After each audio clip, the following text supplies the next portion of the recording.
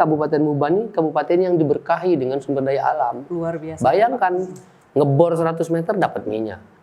Kejadian illegal drilling ini nggak bisa kita tutup. Sulit untuk menutupnya, sulit untuk memberantasnya. Makanya saya selaku mewakili masyarakat Musi Banyuasin memohon sebaiknya kegiatan illegal drilling ini kita legalkan saja.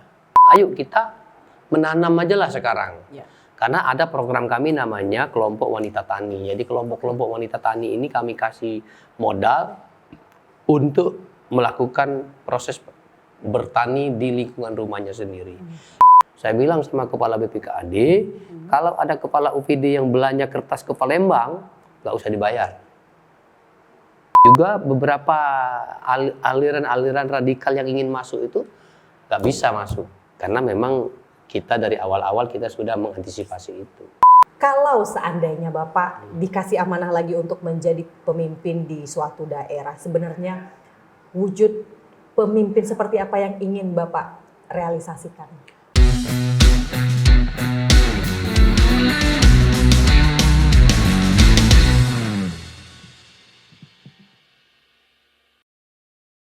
Assalamualaikum, apa kabar semuanya teman-teman? Aduh, senang sekali saya siang hari ini bisa ketemu sama salah satu tokoh masyarakat, bisa kita bilang PJ Bupati Muba. Ini sekarang lagi naik daun nih.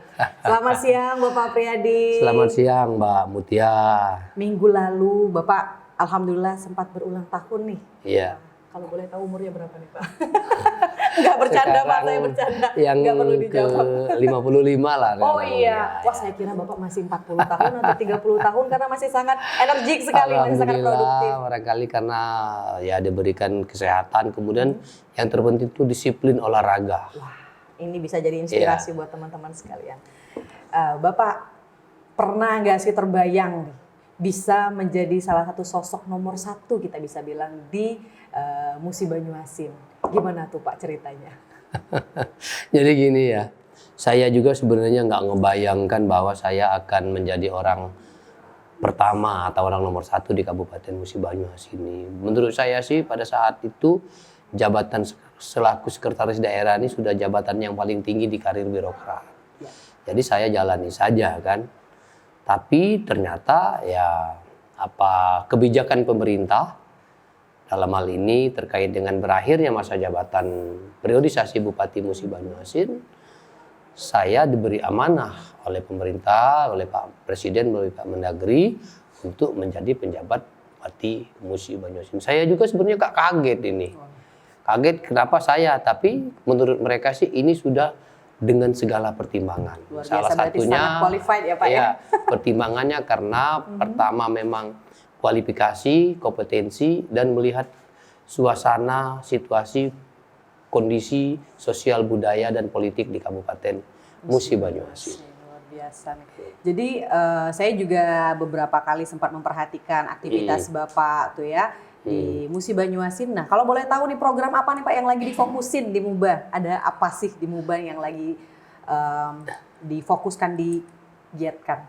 Ya, tugas saya ini kan pada dasarnya untuk tahun ini kan meneruskan apa yang sudah dilakukan oleh Pak Dodi dan Pak Beni. Artinya menuntaskan janji-janji politik beliau berdua. Dan insya Allah walaupun tidak tuntas 100%, artinya akan berusaha kita semaksimal mungkin. Misalnya dari sektor kemiskinan, infrastruktur, dan lain sebagainya. Kemudian ada tugas tambahan yang menurut saya berat dan harus kita laksanakan. Apa tuh Pak? Yaitu melaksanakan gerakan Sumsel Mandiri Pangan yang diinisiasi oleh Pak Gubernur kita, Pak Hermanderu. Menurut saya GMSP ini adalah salah satu cara, strategi kita untuk menghadapi dunia ke depan ini yang agak mengalami kesulitan dari sisi sektor pangan. Nah ini menurut saya sangat baik, maka saya fokus ini kemana-mana saya turun ke bawah ke desa-desa, saya bawa nih programnya Pak Hermanderu ini untuk Sumsel Mandiri Pangan. Ayo kita menjadi tuan rumah di daerah kita sendiri. Jangan kok cabai mau beli keluar, sayur mayur mau beli keluar. Kita punya potensi, kenapa tidak kita lakukan? Dan Pak Gubernur punya inisiatif, punya ide, kenapa tidak kita dorong habis? Dan alhamdulillah saya lakukan itu. Luar biasa ini. sekali. Ya. Mungkin sudah sekitar 5 bulanan ada ya Pak, mulai dari menjabat di bulan Mei. Ya. Challenge-nya apa aja nih Pak 5 bulan terakhir? Waduh, kalau challenge-nya dalam memimpin Musi Banyuasin sangat banyak nih. Ya. Pertama yang menjadi tantangan utama ini adalah beratnya kondisi geografis daerah. Oke. Muba itu luasnya 14.000 km, 1,4 juta hektar. Luas dengan angka kemiskinan yang cukup tinggi di angka 15,8, kemudian infrastruktur yang masih relatif labil, banyak jalan-jalan yang masih rusak itu. Kemudian dengan permasalahan-permasalahan lain, misalnya seperti illegal drilling, karhutla dan lain sebagainya. Ini semuanya adalah tantangan. Oleh karena itu, Mbak Mutia, pertama kali saya masuk diberi amanah menjadi penjabat bupati, yang saya lakukan adalah membangkitkan semangat birokrat yang ada di Muba. Karena kami sempat runtuh nih, karena kejadian musibah itu. Birokrat Muba ini sempat runtuh, 6 bulan nih down, kita nggak bisa ngapa-ngapain. Begitu saya dilantik, yang saya lakukan itu dulu. Konsolidasi internal, meyakinkan kawan-kawan bahwa kita bisa bangkit. Dan alhamdulillah, kurun waktu 6 bulan, hampir mendekati 6 bulan saya menjabat ini bisa kembali makin membaik. Makin membaik. Luar biasa. Saya kasih apresiasi yang luar biasa untuk kasih, Pak Apriyadi dan tim. Bisa mungkin Bapak cerita atau mungkin sedikit memberi gambaran mungkin solusi terbaik untuk semuanya, baik masyarakat ataupun juga beberapa pihak yang terkait di dalamnya. Baik, terima kasih Mbak Mutia. Kalau kita bicara soal illegal drilling ini sudah terjadi dari turun-temurun. Sekian puluh tahun yang lalu yang namanya illegal drilling di Kabupaten Musi Banyuasin ini sudah terjadi. Tapi 5 tahun terakhir ini, bahkan 2 tahun terakhir ini terjadinya sangat masif. Kenapa? Karena memang Kabupaten Muba ini kabupaten yang diberkahi dengan sumber daya alam. Luar biasa. Bayangkan, ngebor 100 meter dapat minyak. Tapi kalau kita salah mengelolanya, ini akan menjadi mudarat, artinya akan menjadi malapetaka. Dan tanda-tanda itu sekarang ini sudah mulai loh. Kebakaran di mana-mana. Oleh karena itu, karena ini memang sudah banyak dilakukan oleh masyarakat, dan ini adalah salah satu mata pencarian baru masyarakat Muba, karena harga karet rendah, ada illegal drilling ini mudah mendapatkan minyak, akhirnya masyarakat beralih. Sekarang ini saya inventarisir lebih kurang 50.000 masyarakat Musi Banyuasin yang menggantungkan dirinya dari illegal drilling ini. Nah, oleh karena itu saya apresiasi dengan Pak Kapolda yang lama, Pak Tony, melakukan FGD untuk mencari solusi, walaupun sampai dengan sekarang memang belum ketemu nih titik temunya, seperti masih diupayakan. Dan saya berharap bahwa kejadian illegal drilling ini nggak bisa kita tutup. Sulit untuk menutupnya, sulit untuk memberantasnya. Makanya saya selaku mewakili masyarakat Musi Banyuasin memohon sebaiknya kegiatan illegal drilling ini kita legalkan saja. Jadi minyaknya dapat ke negara, masyarakat ada mata pencarian, pelaksanaan kegiatan illegal drilling yang dilakukan oleh masyarakat ini kita supervisi, kita edukasi, kita awasi dengan baik. Lingkungannya kita jaga, keselamatan masyarakatnya kita utamakan. Jadi dua-duanya dapat. Jadi keselamatan masyarakat dapat, kerusakan lingkungan kita minimalisir, minyak itu kembali ke negara. Itu sebenarnya. Dan ini yang sedang saya perjuangkan melalui Pak Gubernur, melalui Pak Kapolda, melalui Pak Pangdam juga. Dan bahkan saya sudah sampai ke Pak Menteri SDM. Nah, kita tunggu saja. Tapi saya tetap optimis. Dan saya kalau mau diajak untuk melakukan penegakan hukum, untuk memberantas ini saya agak keberatan. Karena ini akan menimbulkan konflik sosial yang cukup tinggi di masyarakat. Betul sekali. Pokoknya kita doakan solusi terbaik untuk masyarakat di Muba. Dan ini kalau kita masih ngebahas tentang perekonomian ya Pak. Krisis yang akan terjadi di awal tahun depan, kemungkinan di bulan Maret. Itu apa saja sih sebenarnya yang Bapak planningkan untuk masyarakat tersendiri? Mungkin dari potensi apa yang bisa dikembangkan oleh anak muda, terus juga UMKM tuh bagaimana Pak pengembangannya? Ya, itu tadi salah satu strategi kami untuk menghadapi krisis yang konon kabarnya akan melanda dunia dan Indonesia ini. Salah satunya saya sudah menghimbau masyarakat nih ya terkait kebutuhan-kebutuhan sehari-hari. Pokoknya, Pak. Sayur, palawija dan lain sebagainya. Ayo kita menanam aja lah sekarang. Ya. Karena ada program kami namanya kelompok wanita tani. Jadi kelompok-kelompok wanita tani ini kami kasih modal untuk melakukan proses bertani di lingkungan rumahnya sendiri. Ya lumayan nih kalau semua 229 desa melakukan ini kan artinya paling tidak kebutuhan-kebutuhan pokok ini sudah bisa teratasi. Kemudian untuk sektor UMKM kami sekarang ini menggiatkan. Jadi saya dan kawan-kawan dari OPD ini sekarang ini membuka yang namanya aplikasi seperti Bukalapak. Jadi semua UMKM itu kita daftarkan di aplikasi itu dan kita sama-sama membeli, mempromosikan dan membeli. Termasuk kawan-kawan OPD ini yang mau belanja, saya wajibkan melalui aplikasi itu. Jadi mana yang bisa berbelanja di Musi Banyuasin, beli di Musi Banyuasin.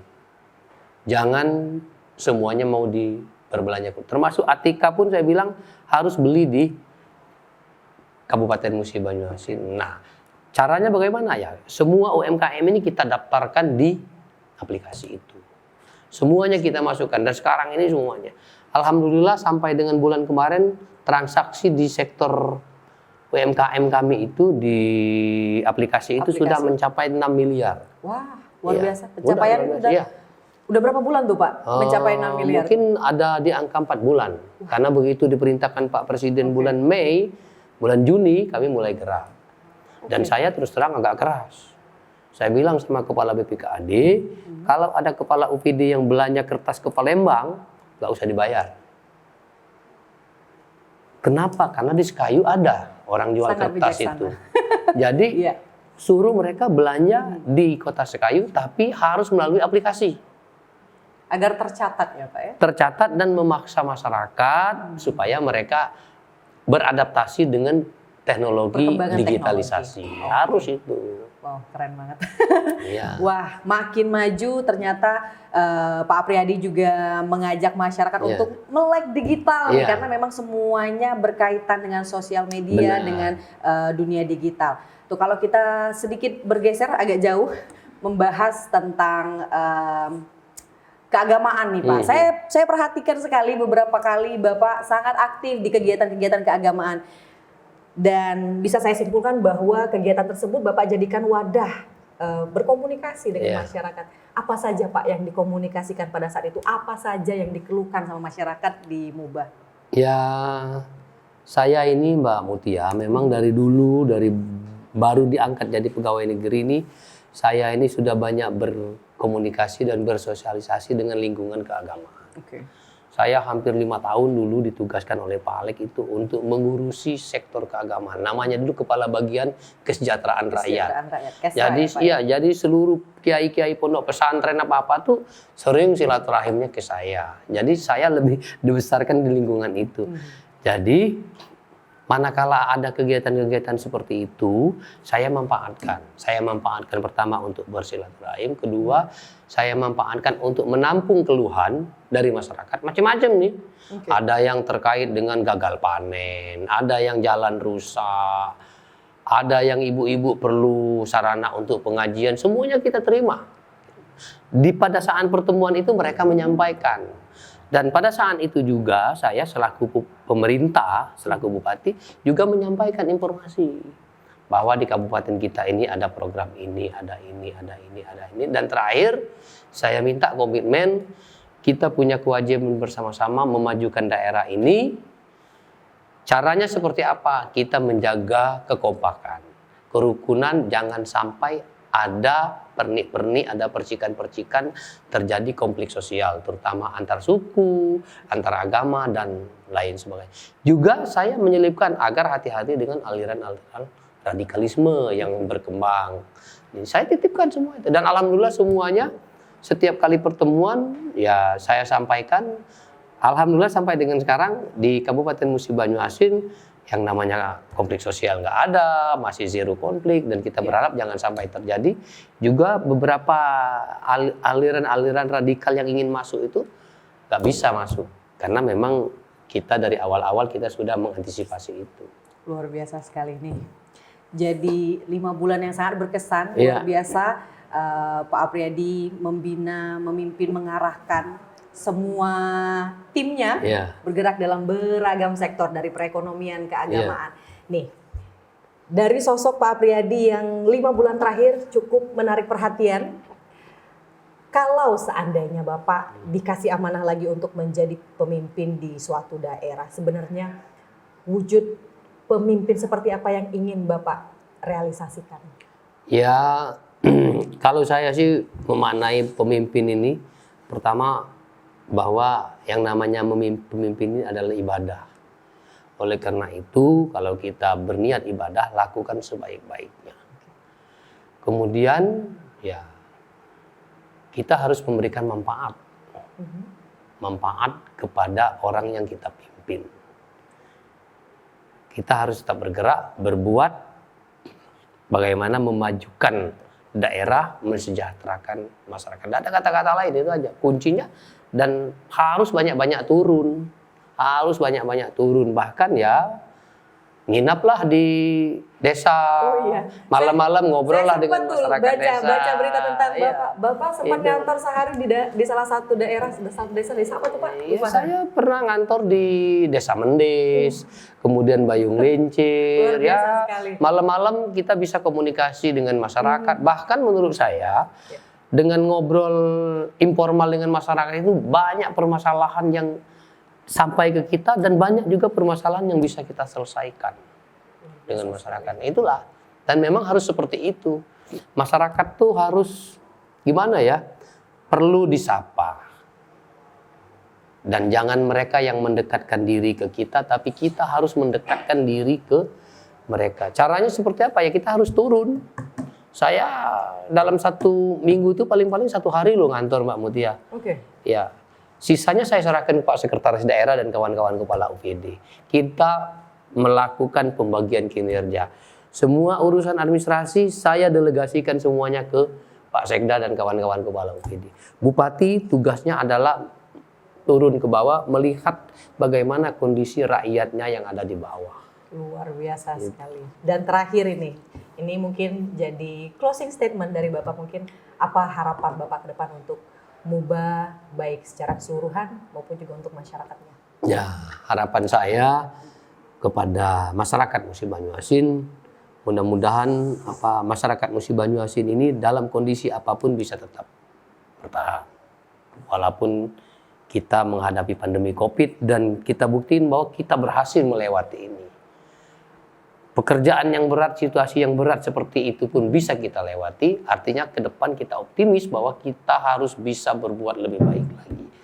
Saya akan bersama-sama dengan rakyat Musi Banyuasin untuk membangun Musi Banyuasin ke depan lebih baik lagi dari seperti yang sudah ada sekarang ini. Dan kalau kita kompak antara pimpinan dalam hal ini pemerintah dan masyarakatnya bersatu padu, saya yakin bisa dilaksanakan untuk mensejahterakan masyarakat Musi Banyuasin. Amin ya rabbal alamin. Terima kasih Bapak. Ya, sama-sama. Terima kasih Pak Apriyadi dan tim yang siang hari ini sudah berkunjung ke kantor Info Sumsel. Makasih sama-sama. Informasi dan obrolan yang sangat-sangat berisi, padat, berdaging, dan semoga banyak hal-hal positif yang bisa diambil dari obrolan singkat ini. Saya Mutiara Pipa dan tim mengucapkan terima kasih banyak dan sampai ketemu di episode selanjutnya. Assalamualaikum. Terima kasih Bapak. Waalaikumsalam. Sama-sama Mbak.